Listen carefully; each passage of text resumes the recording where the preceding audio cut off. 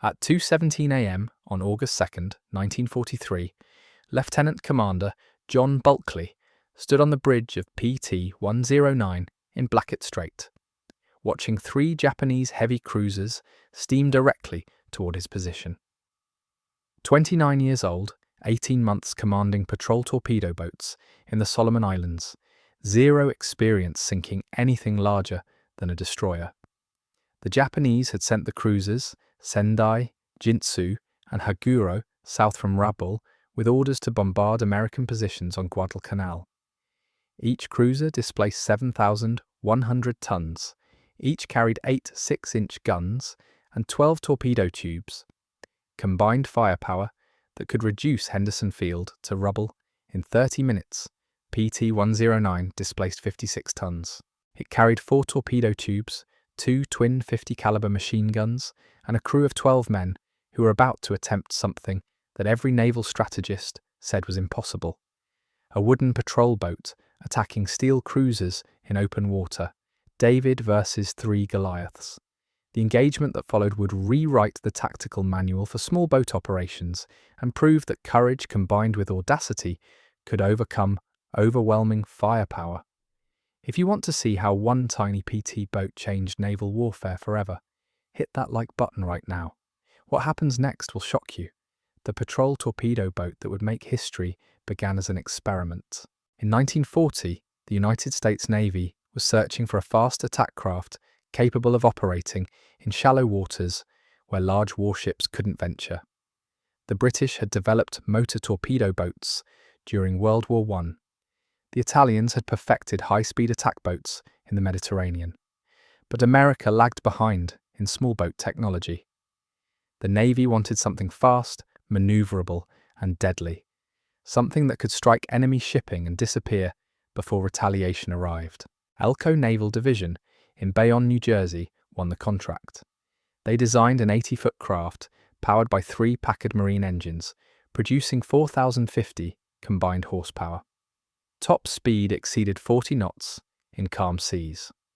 The hull was constructed from mahogany planking over white oak frames. Wood was lighter than steel, faster to repair, and wouldn't show up on magnetic detection equipment that Japanese destroyers used to hunt submarines. The armament was simple but effective. 4 Mark 8 torpedoes in tubes mounted on the afterdeck.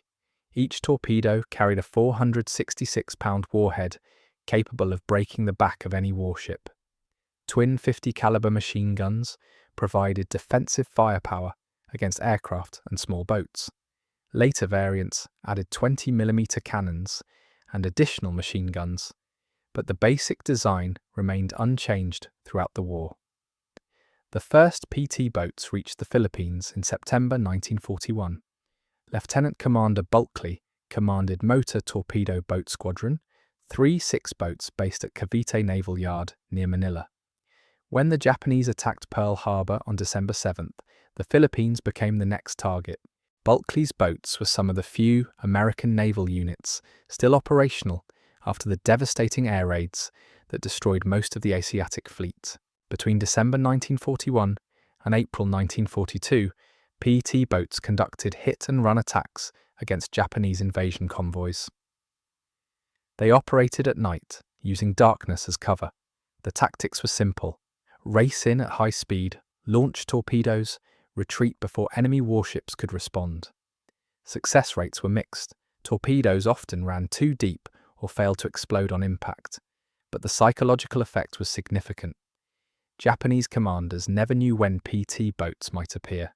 Every transport, every escort, every landing operation had to account for the possibility of torpedo attack from small fast boats that appeared from nowhere and vanished just as quickly. The most famous mission came on March 11th, 1942. General Douglas MacArthur needed evacuation from Corregidor as Japanese forces closed in on the fortress. Balkley's PT-41 carried MacArthur, his family, and key staff members 600 miles through Japanese-controlled waters to Mindanao. The journey took 35 hours, through seas patrolled by enemy destroyers and aircraft. They made it without detection. MacArthur later said that Balkley had saved the war effort in the Pacific. The evacuation proved that PT boats could conduct strategic missions far beyond their original design parameters.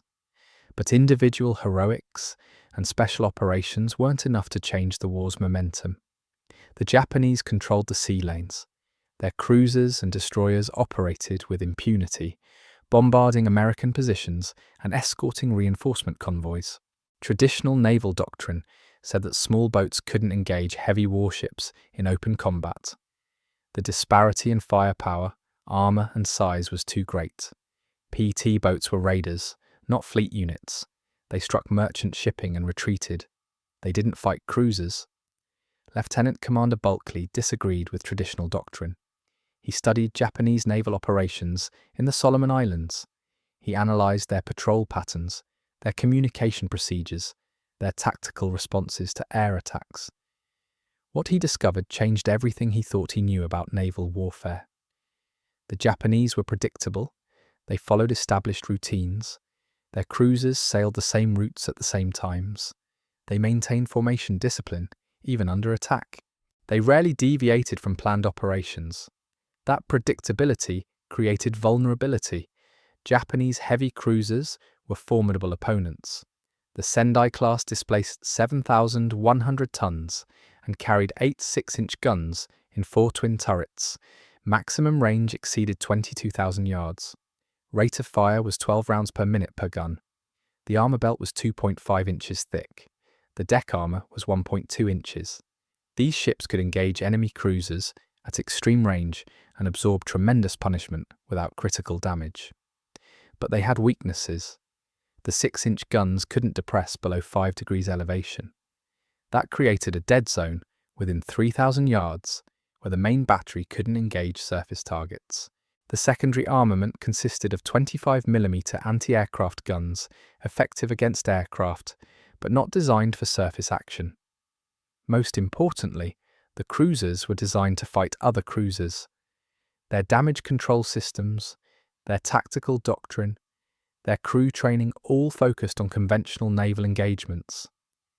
Nobody had prepared them for attacks by tiny wooden boats carrying massive torpedoes. Balkley realized that PT boats could exploit these weaknesses if they abandoned traditional hit-and-run tactics. Instead of striking from long range and retreating, what if they closed to point-blank range where the cruiser's main guns couldn't fire? What if they attacked from multiple directions simultaneously to overwhelm the Japanese response? What if they used their superior speed and maneuverability to stay inside the enemy's turning radius? It was insane. It violated every principle of naval warfare. Small boats didn't attack large warships in open combat. The risk was too great. The odds were impossible. But Balkley had studied the mathematics. A single torpedo hit could sink any cruiser. PT boats carried 4 torpedoes each. If 3 boats attacked simultaneously, they could launch 12 torpedoes from different vectors. The Japanese couldn't evade them all. The opportunity came in late July 1943. Intelligence reports indicated that Japanese cruisers were conducting regular night bombardments of American positions on New Georgia. The missions followed predictable patterns. 3 cruisers would steam south from Rabaul, arrive at the bombardment position at 0300 hours, fire for 30 minutes, then withdraw north before dawn brought American air attacks.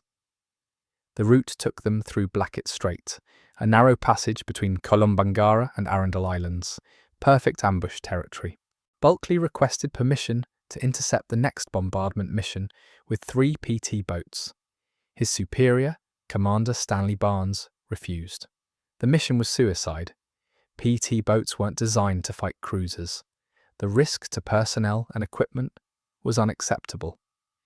Standard doctrine prohibited engaging enemy warships larger than destroyers, unless absolutely necessary for mission completion. Balkley argued that disrupting Japanese bombardment operations was critical to the success of American ground forces on New Georgia. Every night, attack killed American soldiers and destroyed vital equipment. The PT boats were the only naval units fast enough to intercept the cruisers and capable of operating in the shallow waters around the Solomon Islands. Barnes remained unconvinced. He ordered Balkley to restrict operations to merchant shipping and destroyer escorts. No engagement with cruisers without direct authorization from Fleet Command. That authorization would never come. The Navy considered PT boats too valuable for reconnaissance and special operations to risk in conventional surface combat. Balkley understood the logic, but couldn't accept watching Japanese cruisers bombard American positions while his boats remained inactive. On August 1st, 1943, intelligence confirmed another bombardment mission scheduled for the following night. 3 Japanese heavy cruisers would transit Blacket Strait at approximately 0200 hours. Weather conditions were ideal. New moon provided maximum darkness. Sea state was calm. Visibility was less than 2,000 yards. Perfect conditions for a close-range torpedo attack. Balkley made a decision that would either end his naval career or change the course of the war. He would intercept the Japanese cruisers without authorization. 3 PT boats against 3 heavy cruisers. 12 American sailors against nearly 2,000 Japanese naval personnel. Wooden hulls against steel armor. Machine guns against 6-inch naval rifles. The most audacious naval attack since David slew Goliath. That evening, Balkley briefed his crews on PT 109, PT 157, and PT 162. He explained the mission parameters, the tactical plan, the escape routes. He also explained the odds. The Japanese cruisers outweighed their boats by more than 100 to 1. Each cruiser carried enough firepower to sink all 3 PT boats with a single salvo. If they were detected before launching torpedoes, they would all die. There would be no rescue, no survivors, no second chances. Any crew member who wanted to transfer to another mission could do so without prejudice. Nobody moved. Every man volunteered for what they all understood might be their final mission. At 11:45 p.m. on August 1st, the 3 PT boats slipped their moorings at Tulagi and headed northwest into Iron Bottom Sound. The water was black glass under the moonless sky. Engine noise carried for miles in the still air, so Balkley ordered reduced speed until they reached the patrol area, 12 knots instead of the usual 35. The Packard engines rumbled quietly, muffled by special exhaust systems designed to reduce acoustic signature during night operations. PT 109 led the formation, with Balkley commanding from the bridge. Lieutenant Junior Grade Robert Montgomery piloted PT 157 off the starboard beam. Ensign George Ross controlled PT 162 to port. Each boat carried its full complement of 4 Mark 8 torpedoes, 2,000 rounds of 50 caliber ammunition, and enough fuel for 8 hours of high-speed operation. More importantly, each crew had trained together for 18 months. They knew their boats, knew their weapons, knew each other's reactions under fire. The run to Blacket Strait took 90 minutes through waters that had seen more naval combat than any other patch of ocean in the Pacific. Scattered across the seafloor lay the remains of American and Japanese warships that had fought and died in these narrow passages between the Solomon Islands. The men called it Iron Bottom Sound because so many ships rested on the bottom. Tonight, 3 more vessels might join that underwater graveyard. At 1:20 a.m., the PT boats reached their ambush position at the southern entrance to Blacket Strait. Balkley had chosen the location carefully. The channel narrowed to less than 4 miles between Kolombangara and Arundel Islands. Japanese cruisers would have to pass within 3,000 yards of the ambush point. Close enough for torpedo attacks, but far enough from shore to avoid detection by Japanese coast watchers who monitored Allied boat movements from hidden observation posts. The boats took position in a loose line formation. PT 109 held the centre. PT 157 moved east toward Kolombangara. PT 162 headed west toward Arundel. Each boat would attack from a different angle when the cruisers appeared. The plan was simple but required perfect timing. Balkley would fire first from dead ahead. Montgomery would attack the port beam. Ross would strike from starboard. 12 torpedoes launched simultaneously from 3 directions. The Japanese couldn't evade them all. At 1:45 a.m., the radar operator on PT 109 picked up contacts bearing north-northwest, range 8,000 yards, 3 large targets moving south at 20 knots. Balkley keyed his radio transmitter once, twice, 3 times. No voice transmission. Just 3 clicks that told the other boats the enemy was approaching. Radio silence was critical. Japanese cruisers carried sophisticated electronic warfare equipment that could detect and triangulate radio transmissions from dozens of miles away. The contacts closed steadily. 7,000 yards, 6,000 yards, 5,000 yards. Through his binoculars, Balkley could make out the dark silhouettes of 3 warships in line formation. The lead cruiser was Sendai, flagship of Rear Admiral Akiyama's bombardment force. Behind her came Jinsu and Haguro, their main batteries trained forward, ready to engage any American forces that might challenge their passage through the strait. At 4,000 yards, Balkley could see details of the enemy formation. The cruisers were steaming at 18 knots in perfect line formation, spacing of 800 yards between ships. Their 6-inch guns remained trained fore and aft. No sign that they had detected the PT boats waiting in the darkness ahead. Japanese lookouts were scanning for aircraft and submarines, the primary threats they expected in these waters. Small surface craft weren't on their threat assessment. 3,000 yards, the lead cruiser filled Balkley's binoculars. He could see officers on the bridge, sailors manning the anti-aircraft guns, the white foam of the bow wave cutting through the calm sea. In 30 seconds, Sendai would enter the torpedo firing envelope. Range would be 2,500 yards, perfect for the Mark 8's 3,000-yard maximum effective distance. The torpedoes would take 90 seconds to reach their target.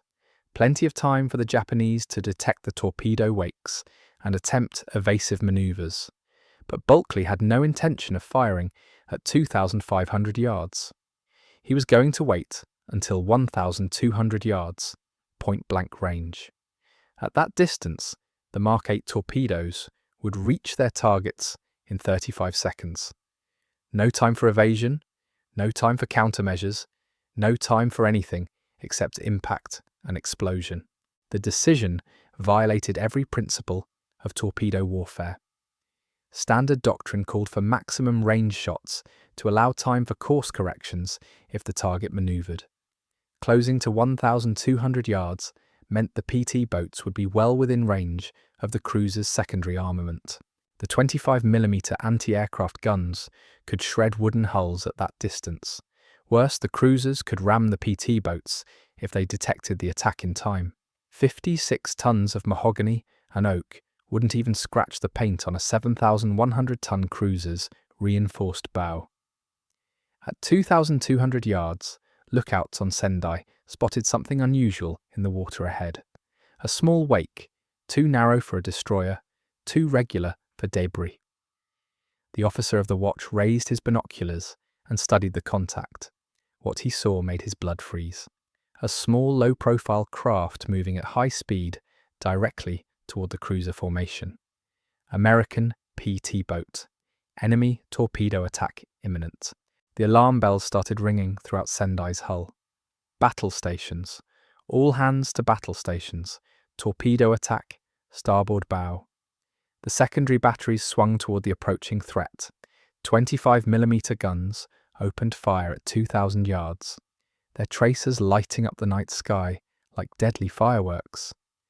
The shells fell short, splashing into the sea 400 yards ahead of PT-109, but the firing had given away the PT boat's position to every Japanese ship in the formation.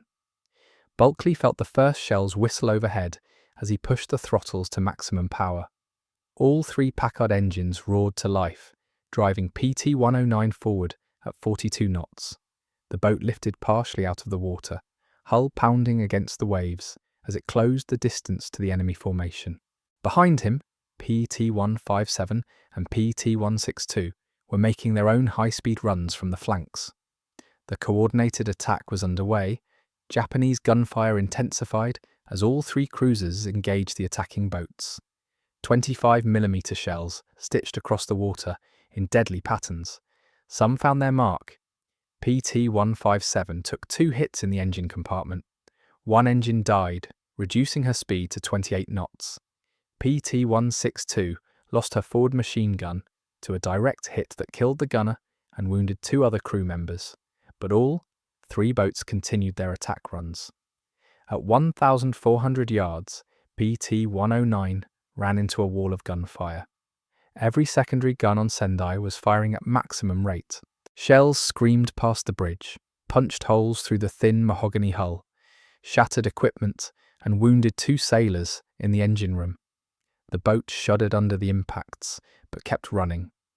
Balkley could see Japanese sailors clearly now, could see officers shouting orders, could see the muzzle flashes of individual guns. Still too far. He needed to get closer. 1,200 yards, perfect range. Balkley pressed the torpedo firing button. 4 Mark 8 torpedoes dropped from their tubes and disappeared beneath the dark water. Their compressed air engines started with a hiss, driving them towards Sendai at 46 knots. Impact in 35 seconds. PT-109 immediately turned hard to starboard and began her escape run at maximum speed. Montgomery fired PT-157's torpedoes at the second cruiser, Jinsu, from 1,300 yards. 3 torpedoes launched successfully. The 4th jammed in its tube, damaged by the earlier shell hit. Ross launched all 4 torpedoes from PT-162 at Haguro from 1,400 yards. 11 torpedoes in the water, converging on 3 Japanese cruisers from different angles.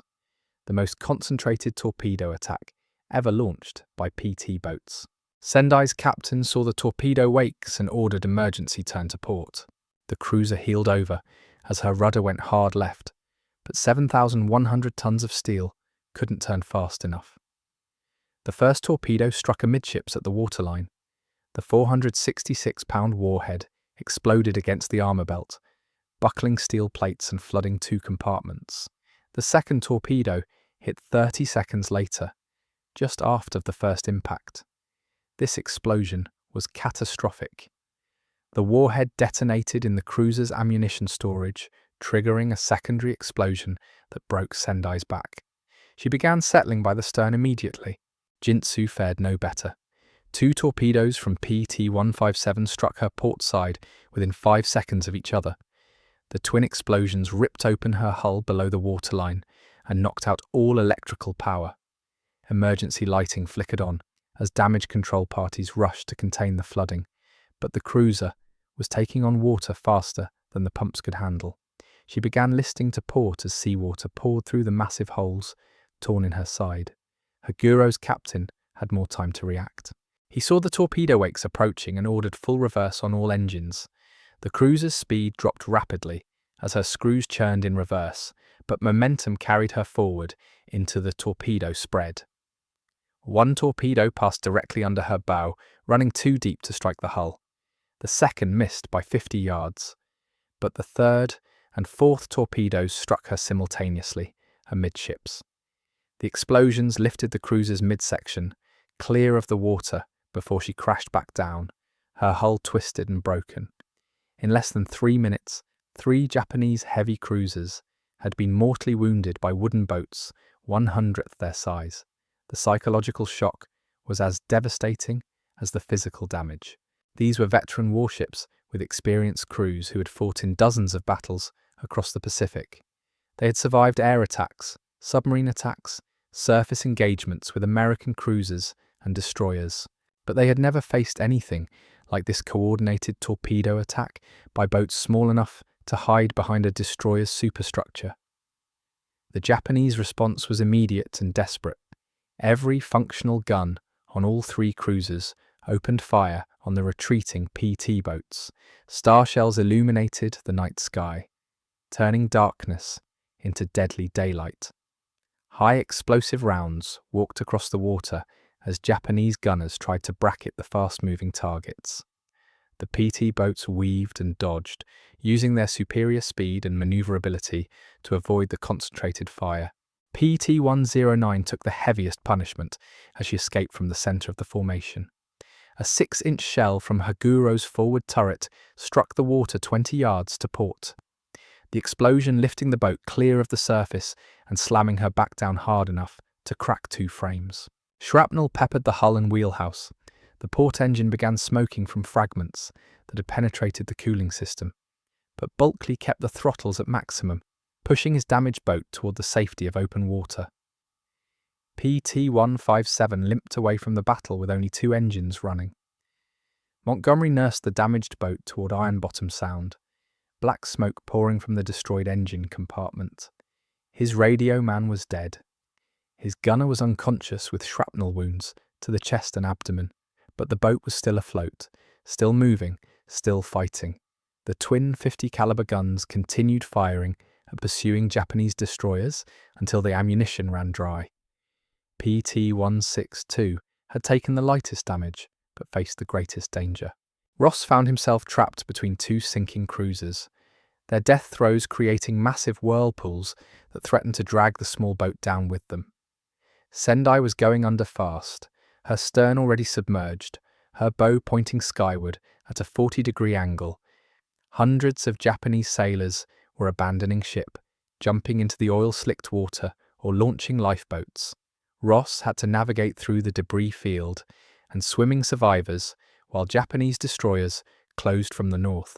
The destroyers had been trailing the cruiser formation by 5 miles when the torpedo attack began. Captain Yamamoto, commanding the destroyer Fubuki, had heard the explosions and seen the star shells lighting up Blacket Strait. He immediately ordered flank speed and battle stations. His 4 destroyers raced south to assist the stricken cruisers and hunt down the attacking boats. Each destroyer carried 12 torpedo tubes and 5 5-inch guns. Against 3 damaged PT boats, the odds heavily favoured the Japanese. But Yamamoto faced the same problem that had doomed the cruisers. He didn't understand what he was fighting. Japanese destroyer doctrine focused on engaging enemy destroyers and cruisers in gun duels at long range. The 5-inch guns were designed for surface warfare, not hunting small boats in close quarters. The destroyer's radar could track large targets at 20 miles, but struggled to maintain contact with 56-ton wooden boats that barely registered on their screens. More critically, Yamamoto divided his force. He sent 2 destroyers to assist survivors from the sinking cruisers and dispatched the other 2 to pursue the PT boats. Standard naval procedure called for rescue operations to take priority over offensive action. But that decision gave the Americans time to escape. Had all 4 destroyers concentrated on hunting the PT boats immediately, they might have caught them before they reached open water.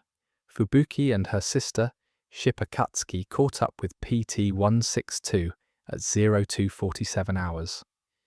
Ross was still picking his way through the debris field when searchlights illuminated his boat from 2 directions. The destroyers opened fire immediately with their main batteries. 5-inch shells screamed over the PT boat, their explosions creating waterspouts 50 feet high. But the Japanese gunners faced an impossible problem. Their targets were too small and too fast for effective gunnery control. Ross threw PT-162 into a series of violent evasive maneuvers. Hard left turn, hard right turn, full stop, emergency reverse, maximum acceleration. The boat twisted and danced through the shell splashes like a water bug avoiding a fisherman's net. Japanese fire control systems couldn't track such radical course changes. By the time their guns swung to the PT boat's new position, she was already somewhere else. The chase continued for 18 minutes across 12 miles of open water. The destroyers fired 127 rounds of 5-inch ammunition without scoring a single hit. Their smaller weapons were more effective. 25mm anti-aircraft guns raked PT-162's hull and superstructure. Machine gun bullets punched through the mahogany planking. 2 more crew members were wounded. The port fuel tank was holed and began leaking gasoline into the bilge. But PT-162 had one crucial advantage the destroyers couldn't counter. She drew only 5 feet of water compared to their 12-foot draft. Ross headed for the shallow coral reefs surrounding Arundel Island, where the destroyers couldn't follow. At 0305 hours, he guided his damaged boat into water too shallow for pursuit. Fubuki and Akatsuki circled impotently outside the reef line, firing occasional shells at a target they could see but couldn't reach. PT-109 faced different problems during her escape. The damaged port engine finally seized at 0253 hours, reducing her speed to 28 knots. Worse, the fuel leak from her cracked tank was creating a visible slick on the water surface. Japanese float planes launched from Rabaul could track that slick in daylight, leading destroyers directly to the fleeing boat.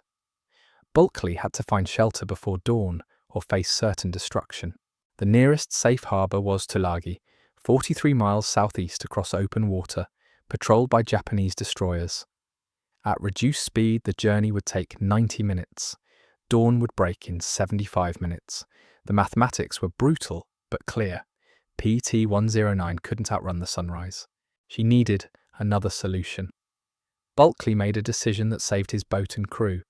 Instead of running for Tulagi, he headed northwest toward the Russell Islands, deliberately moving deeper into Japanese-controlled waters. The maneuver was counterintuitive, but tactically sound.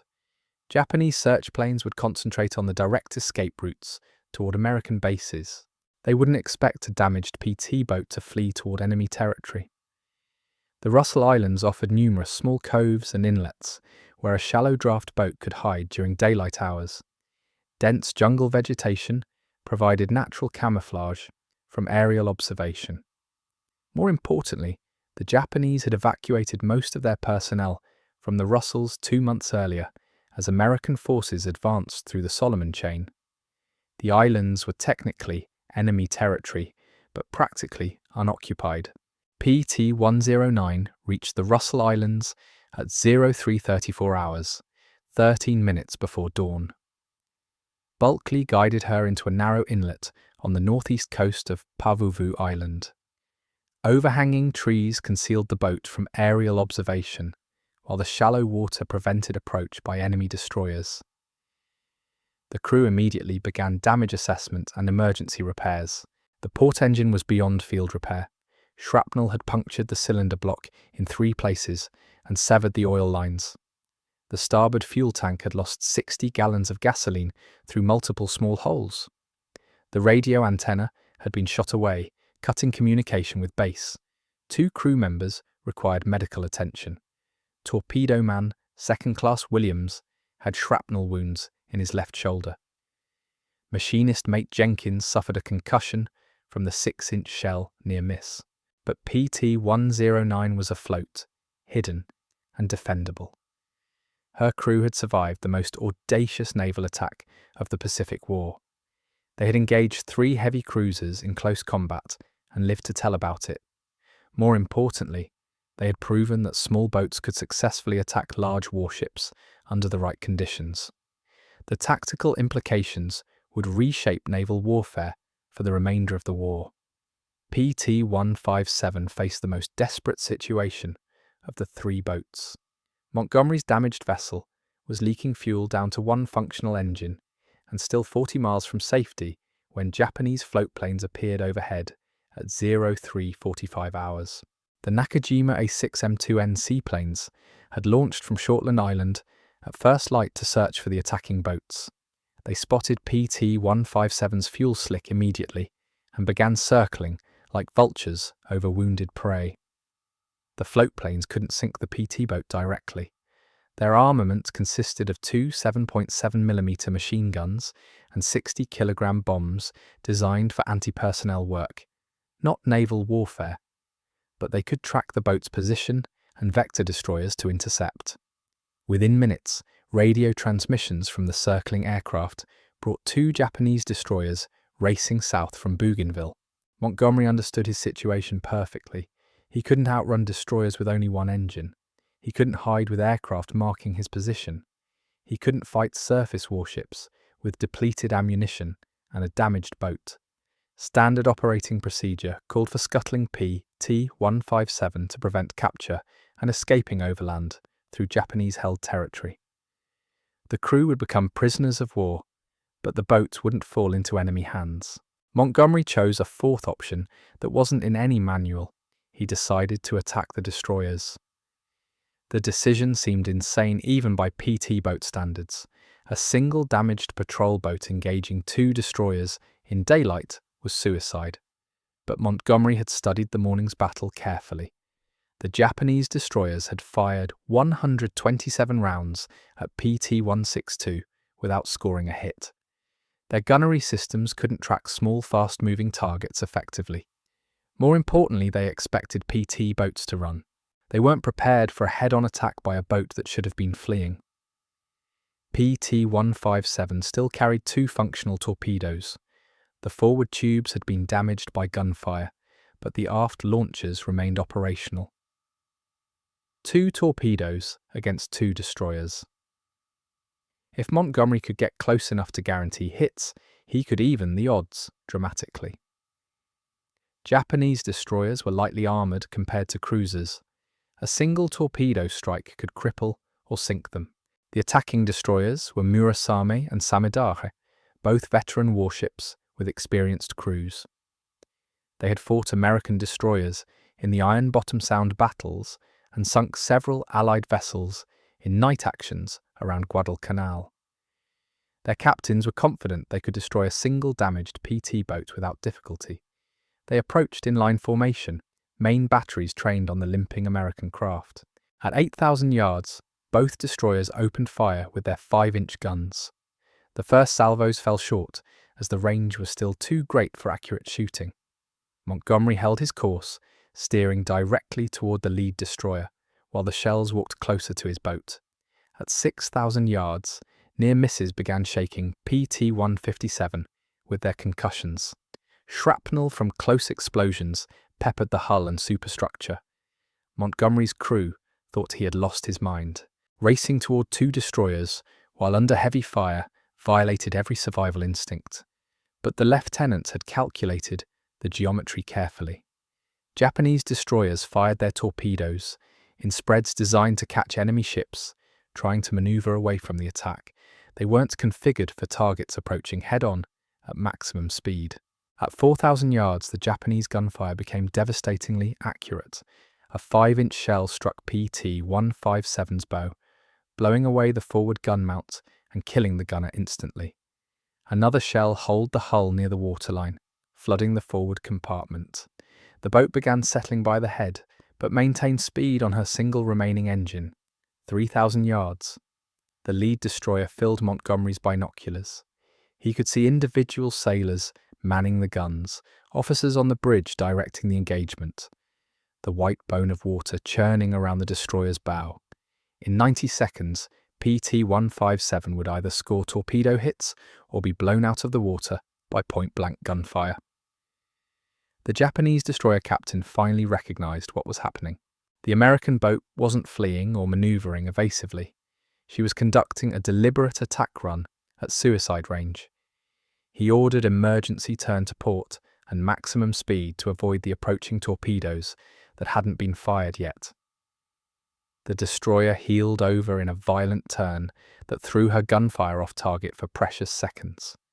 Montgomery pressed the torpedo release at 2,200 yards. Both Mark 8 torpedoes dropped cleanly from their tubes and began their run toward the turning destroyer. Range was so close that impact would come in less than 30 seconds. No time for evasive maneuvers, no time for countermeasures. The torpedoes raced through the water at 46 knots, while PT-157 turned hard to starboard and began her escape run. The first torpedo struck Murasame just forward of her bridge. The explosion lifted the destroyer's bow section completely out of the water before slamming it back down in a shower of twisted metal and white foam. The forward magazine detonated in a secondary explosion that broke the ship's back and sent flames shooting 200 feet into the morning sky. The second torpedo missed by 50 yards as the destroyer's emergency turn carried her clear of the weapon's path. But Murasame was finished. She settled rapidly by the bow as flooding overwhelmed her damage control efforts. Within 8 minutes, she had vanished beneath the waves, taking 180 of her crew with her. Samudara immediately broke off the engagement and began rescue operations for Murasami's survivors. Japanese naval doctrine prioritized saving lives over continuing offensive action when friendly ships were sinking. The decision allowed PT-157 to escape, despite her damaged condition and reduced speed. Montgomery nursed his crippled boat toward American lines, steering by compass and dead reckoning with no radio contact and limited visibility through the smoke pouring from his engine compartment. He reached friendly waters at 11:47 hours, 11 hours after launching the most successful PT boat attack of the Pacific War. The three boats limped back to their bases, carrying news that would electrify the American naval establishment. PT-109, PT-157, and PT-162 had engaged 4 Japanese heavy cruisers and 4 destroyers in close combat. They had sunk 3 cruisers and 1 destroyer while suffering only moderate damage themselves. No American lives were lost. The kill ratio was impossible by traditional naval standards.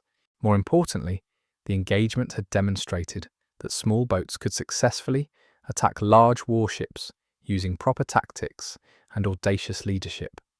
The key was getting inside the enemy's minimum engagement range, where their main batteries couldn't depress low enough to fire effectively. Secondary weapons were dangerous but not overwhelming against fast, maneuverable targets. Coordinated attacks from multiple directions overwhelmed Japanese damage control and defensive systems. News of the Blacket Strait action reached Admiral Chester Nimitz within hours. The Commander-in-Chief Pacific Fleet immediately ordered a full tactical analysis of the engagement. If 3 PT boats could sink 3 cruisers, what could 30 PT boats do against a Japanese task force? The implications for future naval operations were staggering. Captain Morton Pierce led the analysis team that studied every aspect of the battle. Pierce had commanded destroyers in the Iron Bottom Sound actions and understood the dynamics of small boat warfare better than most senior officers. His report, completed in September 1943, revolutionized American thinking about patrol torpedo boats. Pierce identified 5 key factors that had enabled the PT boat's success. First, surprise was absolute. Japanese forces had no warning of the attack until torpedoes were already in the water.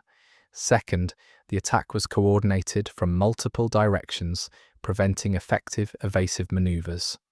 Third, the PT boats closed to point-blank range, where enemy main batteries were ineffective. Fourth, the crews were experienced and well-trained in night operations.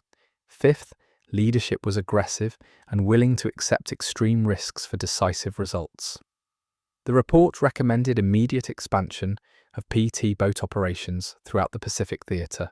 Squadrons would be positioned at advanced bases where they could intercept Japanese naval movements. Training would emphasize close-range attack tactics and coordinated operations. Most importantly, PT boat commanders would be given greater operational flexibility to engage targets of opportunity without waiting for authorization from higher command. By November 1943, PT boat strength in the Pacific had doubled. New squadrons deployed to bases in the Marshall Islands, the Marianas, and the Philippines as American forces advanced toward Japan. Each squadron received intensive training in the Blacket Strait tactics developed by Balkley's boats. Close-range torpedo attacks became standard doctrine for PT operations against major warships. The Japanese response was swift and comprehensive. Admiral Yamamoto ordered all cruiser and destroyer operations to include dedicated anti-small boat escorts. Floatplane patrols were increased around major naval bases. New radar systems were installed specifically to detect small surface targets. Most significantly, Japanese naval doctrine was revised to emphasize immediate engagement of PT boats at maximum range rather than attempting to ignore them. But these countermeasures came too late to prevent the fundamental shift in Pacific naval warfare. American PT boats had proven they could sink major warships under the right conditions. That knowledge transformed every subsequent naval engagement in the theatre. Japanese commanders could never again ignore the threat posed by small fast attack boats operating from hidden bases throughout the island chains. The psychological impact on Japanese naval personnel was equally significant. Veteran cruiser and destroyer crews who had dominated Pacific waters for 2 years suddenly found themselves vulnerable to attack by tiny wooden boats. The invincibility of the Imperial Navy had been shattered by 12 American sailors in 3 patrol boats. Lieutenant Commander Balkley received the Medal of Honor for his leadership during the Blacket Strait engagement. Montgomery and Ross were awarded Navy Crosses. Every crew member received the Silver Star, but the real victory wasn't individual recognition. It was the proof that American ingenuity, training, and courage could overcome seemingly impossible odds. The tactical lessons learned in Blacket Strait spread throughout the American fleet. Destroyer squadrons began practicing coordinated torpedo attacks at close range. Submarine commanders studied the PT boat tactics for applicability to underwater warfare. Even battleship divisions incorporated elements of the multi-directional attack concept into their gunnery doctrine. The success at Blacket Strait created ripple effects that neither side anticipated. Within 72 hours of the engagement, Japanese naval intelligence had intercepted American radio traffic discussing the wooden boat victory. Code breakers at Station Hypo in Pearl Harbor noted increased Japanese communications activity around patrol boat countermeasures. The Imperial Navy was scrambling to understand how 3 tiny craft had accomplished what their strategists considered impossible. Captain Hiroshi Nakamura commanded the Japanese Naval Intelligence Section responsible for analyzing American small boat operations. He had studied PT boat tactics since their first appearance in the Philippines, dismissing them as nuisance raiders capable of harassing merchant shipping but incapable of serious naval warfare. The Blacket Strait reports forced him to completely revise his assessment. Nakamura's analysis identified the critical flaw in Japanese defensive thinking. Imperial Navy doctrine assumed that major warships faced threats from submarines, aircraft, and other major warships. Small surface craft were categorized with fishing boats and coastal patrol vessels. Harmless. The 25mm anti-aircraft guns mounted on cruisers and destroyers were considered adequate defense against anything smaller than a destroyer. But PT boats weren't fishing boats. They carried torpedoes powerful enough to sink battleships. They moved at speeds exceeding most destroyers. They operated at night when visibility was limited and radar coverage was spotty. Most dangerously, they were commanded by officers trained in aggressive tactics who viewed impossible odds as tactical opportunities rather than reasons for retreat. Nakamura recommended immediate changes to Japanese naval operations. All major warships would travel with dedicated anti-small boat escorts. Destroyer screens would be positioned closer to primary vessels. Standing orders prohibited major units from operating in narrow channels where PT boats could achieve surprise. Night operations would be suspended in areas with known American patrol boat bases. The recommendations reached Admiral Isoroku Yamamoto's headquarters at Truk on August 7th. Yamamoto read the intelligence assessment with growing concern. The Imperial Navy had built its Pacific strategy around the mobility and firepower of its cruiser and destroyer forces. These ships conducted the night bombardments that kept American ground forces pinned down. They escorted the transport convoys that supplied Japanese garrisons throughout the island chains. They provided the reconnaissance and screening that protected major fleet operations. If American PT boats could successfully engage Japanese cruisers and destroyers, the entire strategic balance in the Pacific would shift. The Americans didn't need to build more battleships and aircraft carriers. They could mass-produce small boats at a fraction of the cost and achieve similar tactical results. Worse, PT boats could operate from hidden bases on tiny islands that couldn't support major naval facilities. The Americans could establish forward operating positions throughout the Pacific without the massive logistical support required for fleet units. Yamamoto ordered immediate implementation of Nakamura's countermeasures. But he also recognized a deeper problem. Japanese shipyards were already operating at maximum capacity building replacement vessels for losses sustained in 2 years of continuous combat. They couldn't simultaneously increase destroyer production to provide additional escort coverage for existing cruiser forces. The Imperial Navy would have to choose between building new major warships or constructing escorts to protect existing ones. The American shipbuilding advantage became starkly apparent in this context. Elco Naval Division could produce PT boats at a rate of 12 per month, using materials and facilities that wouldn't otherwise contribute to major warship construction. Higgins Industries in New Orleans was building similar boats at comparable rates. American PT boat strength was growing exponentially, while Japanese escort capabilities remained static. Meanwhile, the tactical innovations pioneered at Blacket Strait were spreading throughout the American naval establishment faster than any official doctrine had ever propagated. PT boat commanders in the Philippines began experimenting with close-range attacks against Japanese destroyer patrols. Squadron leaders in the Aleutians adapted the multi-directional approach for use against transport convoys. Even submarine commanders studied the engagement reports for applicable lessons.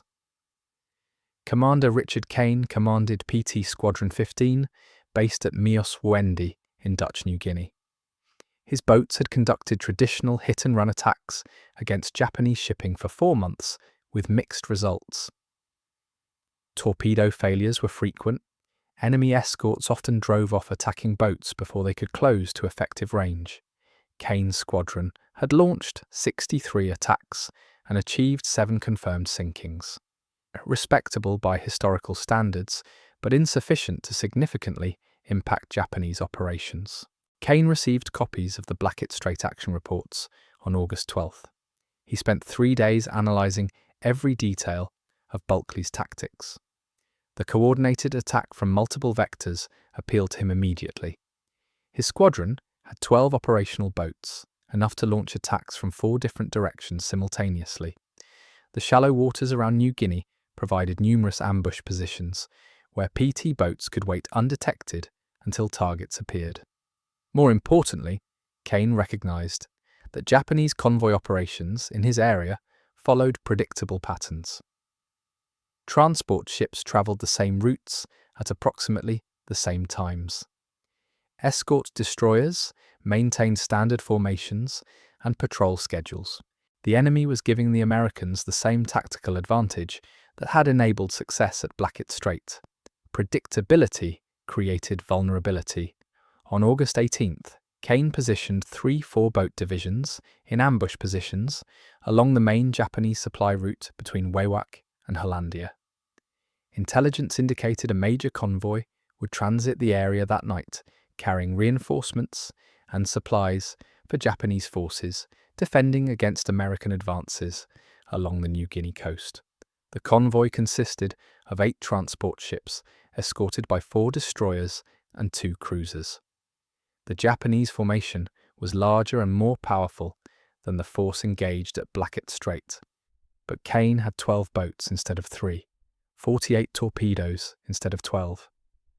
The mathematics favoured the Americans if they could achieve the same surprise and coordination that had characterised Balkley's attack. Kane's plan was more complex than the Blacket Strait engagement. 4 boats would attack the escort screen from ahead, forcing the destroyers to manoeuvre defensively. 4 more boats would strike the convoy from the port beam, while the escorts were distracted. The final 4 boats would attack from starboard, catching the Japanese in a crossfire with no escape route. The convoy appeared at 01:47 hours, precisely on the schedule predicted by intelligence analysts. Japanese ships were running without lights, but their engine noise and phosphorescent wakes made them easily detectable to experienced PT boat crews. The transports were large, slow-moving targets perfect for torpedo attack. The destroyers were spread too widely to provide effective mutual support. Kane initiated the attack at 02:03 hours with a radio signal that sent all 12 boats racing toward their targets simultaneously. The Japanese had no warning until the first torpedoes struck home 90 seconds later. 3 destroyers took direct hits in the opening moments of the engagement. 2 sank immediately. The third limped away trailing smoke and listing heavily to starboard. The transport ships scattered in panic as torpedoes began exploding throughout the convoy. Merchant captains pushed their engines to maximum power while ordering radical course changes that broke formation discipline completely. The carefully organized convoy became a mob of individual ships fleeing in different directions. Perfect conditions for hunting PT boats. Kane's boats pressed their attacks with methodical precision.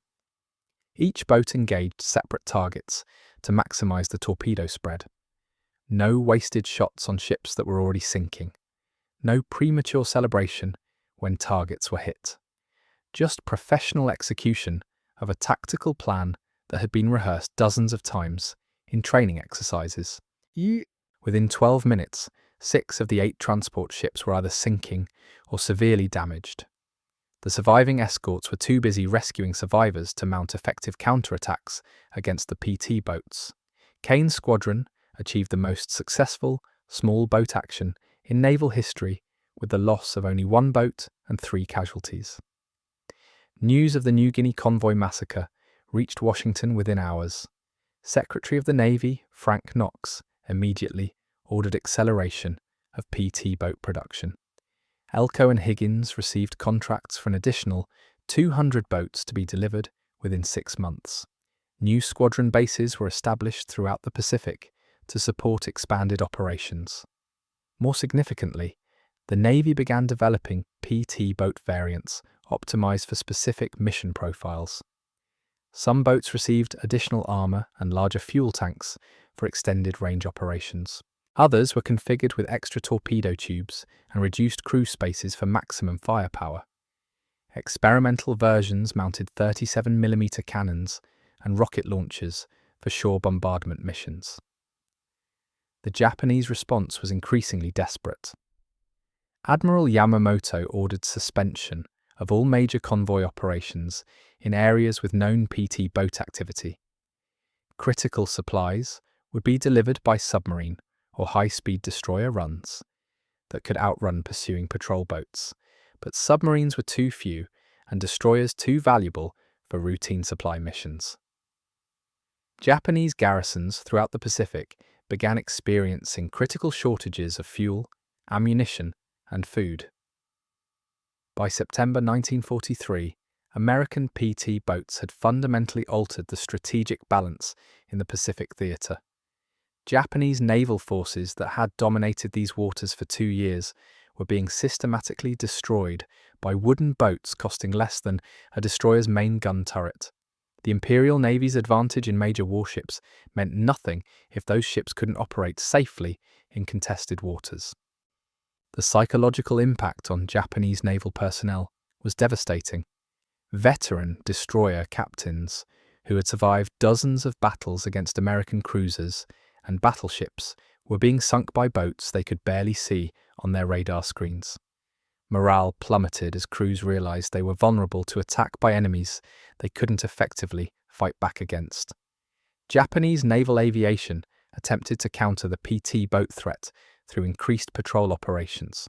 Float planes and land-based bombers conducted round-the-clock searches for American patrol boat bases. But PT boats operated from concealed facilities on tiny islands that were nearly impossible to detect from the air. Even when bases were located, they were quickly abandoned and re-established elsewhere. The Americans had achieved something that military strategists had long considered impossible. They had developed a weapons system that was simultaneously inexpensive to produce, difficult to counter, and capable of achieving decisive tactical results against vastly superior enemy forces. The PT boat revolution was changing the fundamental nature of naval warfare in ways that neither side had anticipated when the war began. Lieutenant Commander Balkley found himself at the center of this transformation. His name appeared in every tactical manual being written about small boat operations. His methods were studied at the Naval War College and taught to PT boat crews throughout the Pacific. But Balkley understood that individual heroics weren't winning the war. It was the systematic application of proven tactics by hundreds of well-trained crews that was destroying Japanese naval power. The mathematics were stark and undeniable. American shipyards could build PT boats faster than Japanese shipyards could build destroyers to counter them. Each PT boat cost approximately $300,000 and required 6 months to construct. Each Japanese destroyer cost $15 million and required 18 months to complete. The Americans could produce 50 PT boats for the cost of one Japanese destroyer. In a war of attrition, those numbers were decisive. But the real revolution wasn't happening in the shipyards. It was happening in the minds of naval commanders who were rewriting 2 centuries of established doctrine. Captain Harold Morrison commanded Destroyer Division 23, veteran warships that had fought from the Coral Sea to the Iron Bottom Sound. Morrison had read every after-action report from Blacket Strait and the New Guinea convoy attacks. What troubled him wasn't the tactical success of the PT boats, it was the strategic implications nobody was discussing in Washington. Morrison understood mathematics. If 12 PT boats could sink 8 transports and 3 destroyers in one engagement, what would happen when the Americans deployed 500 boats across the Pacific? The Japanese wouldn't be able to move supplies anywhere. Their island garrisons would starve. Their fleet units would run out of fuel. The Empire's entire defensive strategy depended on maintaining sea lanes that were becoming increasingly dangerous to navigate. More critically, the PT boat threat was forcing Japanese commanders into tactical decisions that multiplied American advantages. Every destroyer assigned to convoy escort duty was one less destroyer available for fleet operations. Every cruiser relegated to anti-PT boat patrols was one less cruiser threatening American task forces. The Japanese were being forced to disperse their naval strength to counter threats that could disappear into hundreds of hidden bases scattered across thousands of islands. The ripple effects reached all the way to Emperor Hirohito's naval staff meetings in Tokyo.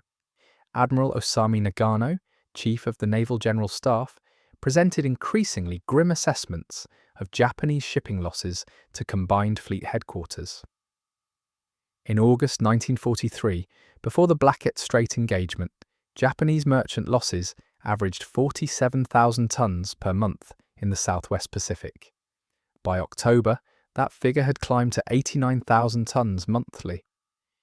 The increase was directly attributable to PT boat attacks on poorly escorted convoys. Nagano's staff had calculated the breaking point. If shipping losses exceeded 150,000 tons per month, Japanese forces in New Guinea and the Solomon Islands would be unable to sustain defensive operations. They would run out of ammunition, fuel and food within 90 days. The Americans didn't need to launch massive amphibious assaults against fortified positions. They could simply starve the defenders into surrender using wooden boats that cost less than a single fighter plane. The strategic transformation was accelerating beyond anyone's control. American intelligence intercepts revealed that Japanese naval commanders were requesting permission to abandon advanced bases that had become too costly to supply. Rabaul, the massive fortress that had anchored Japanese defences for 2 years, was consuming 3 destroyers worth of escort vessels for every successful supply run. The mathematics were unsustainable. Lieutenant Commander Robert Kelly commanded PT Squadron 8, operating from a hidden base in the Russell Islands, the same chain where Balkley had sheltered PT-109 after the Blacket Strait engagement. Kelly's boats had sunk 14 Japanese vessels in 6 weeks using tactics refined from the original 3-boat attack. But Kelly was thinking beyond individual engagements. He was developing a comprehensive strategy for using PT boats to completely sever Japanese supply lines throughout the Solomon chain. Kelly's plan involved positioning boat squadrons at every major choke point where Japanese convoys had to pass. The boats would attack in coordinated waves, striking the same convoy from multiple positions over several hours. Even if individual attacks failed, The cumulative effect would force Japanese escorts to expend all their ammunition and fuel, defending against continuous threats. The convoys would arrive at their destinations with depleted escorts and damaged cargo capacity. The concept required unprecedented coordination between squadrons operating hundreds of miles apart. Kelly developed a communication system using high-frequency radio transmissions that could reach PT boats throughout the theatre. Each squadron would report contact with Japanese forces and coordinate attacks with nearby units. The Americans were creating an intelligence network that could track enemy movements in real time and concentrate overwhelming force at decisive points. Admiral William Halsey, commanding South Pacific Forces, approved Kelly's expanded operations on September 15th. Within 2 weeks, American PT boats were conducting coordinated attacks across a 1,000-mile front stretching from New Guinea to the Northern Solomons.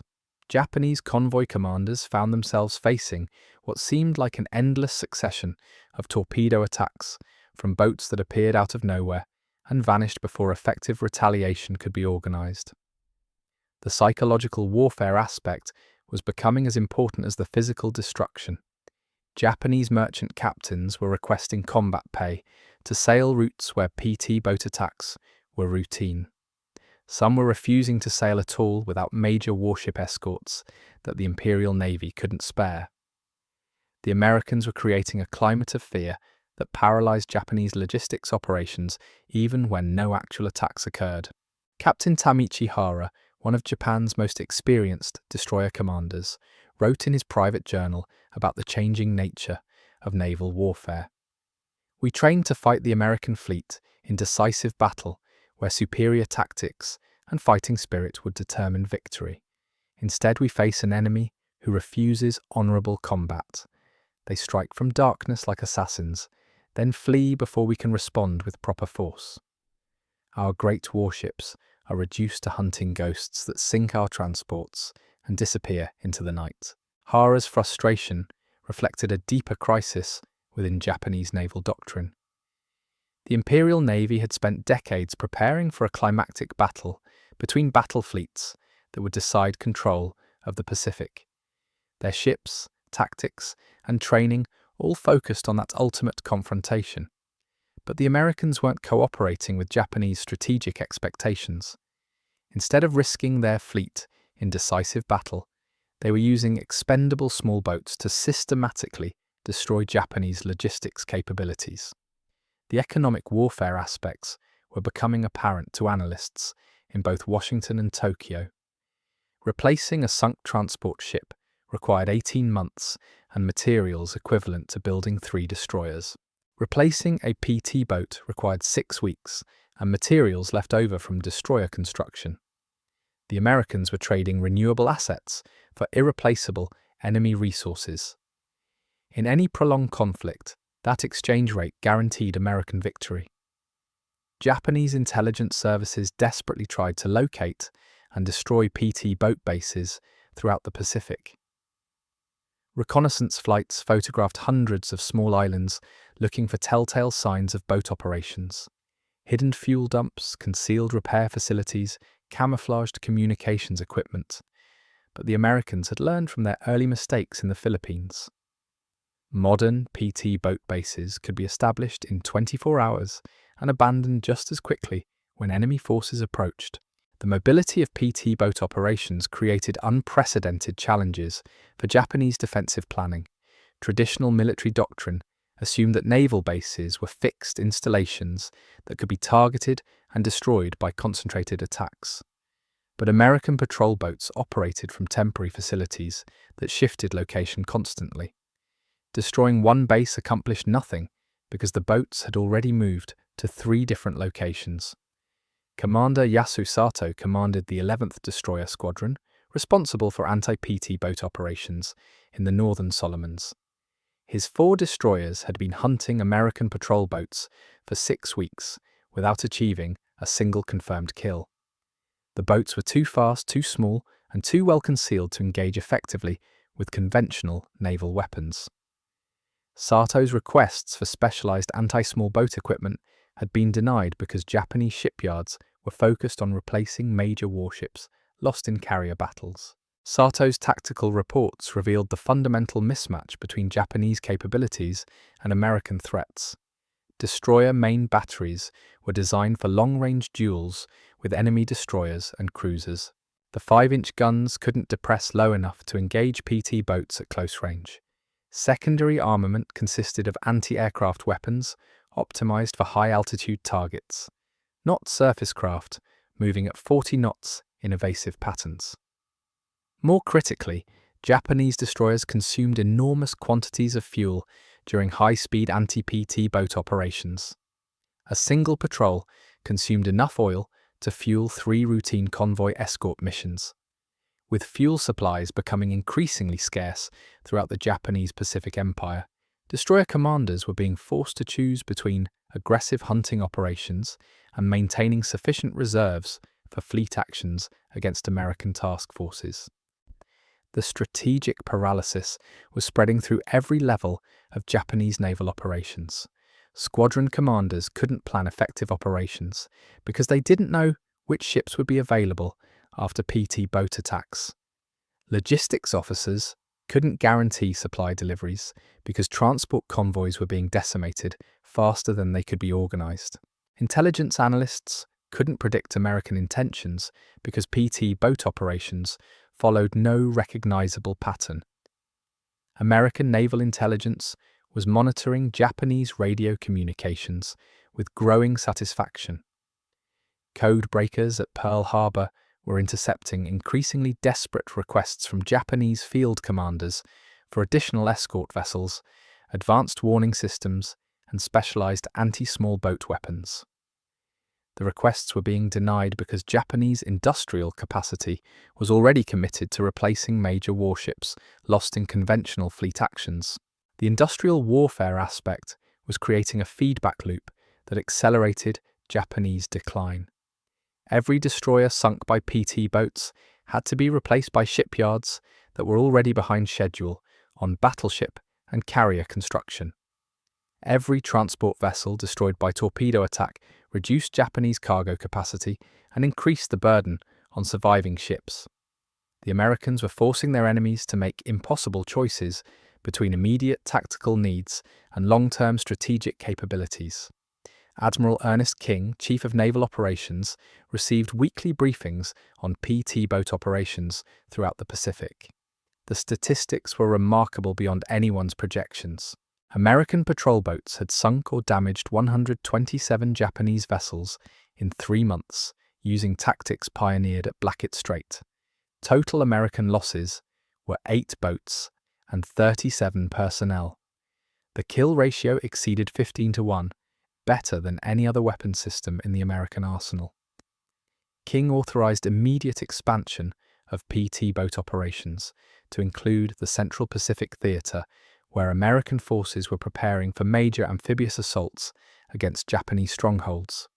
The boats would conduct reconnaissance missions, attack enemy supply lines, and provide close fire support for landing forces. More importantly, they would force Japanese commanders to disperse their defensive strength, guarding against threats that might appear anywhere along thousands of miles of coastline.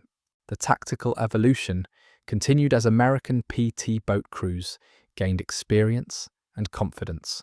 Squadron commanders were experimenting with daylight attacks against Japanese positions, using superior speed to escape before enemy forces could respond effectively.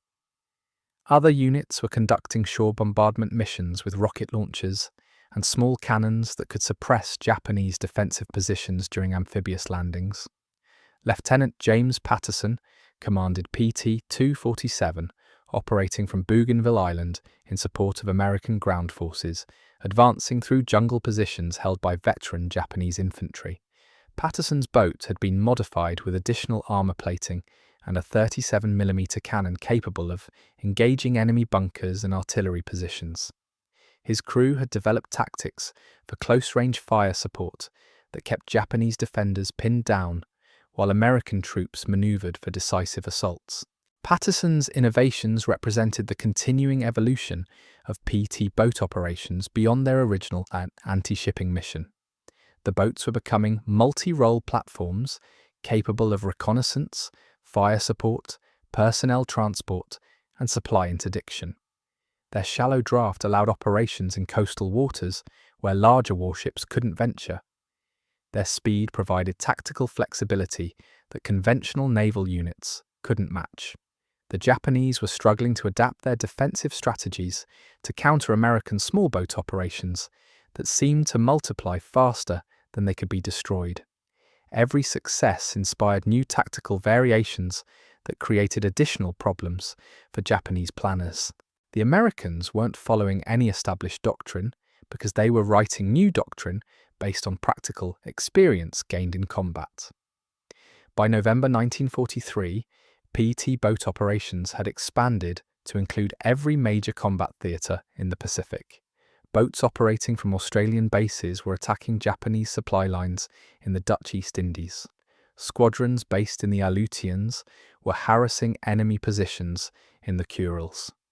Units deployed throughout the Central Pacific were preparing to support the upcoming Marshall Islands campaign.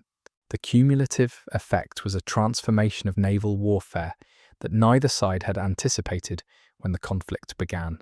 Small, inexpensive boats were achieving strategic results that had previously required major fleet operations.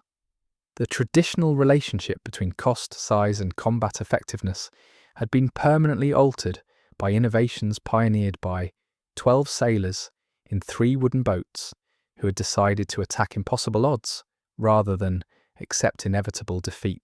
Japanese naval strategists were finally beginning to understand the magnitude of their problem. The Americans had developed a weapons system that exploited every weakness in Japanese defensive doctrine while avoiding direct confrontation with Japanese strengths. PT boats couldn't match Japanese battleships in firepower, but they didn't need to. They could sink the transport ships that kept Japanese battleships supplied with fuel and ammunition. The strategic implications extended far beyond the Pacific theatre. Military observers from Britain, Russia, and neutral nations were studying American PT boat tactics for potential application in their own conflicts.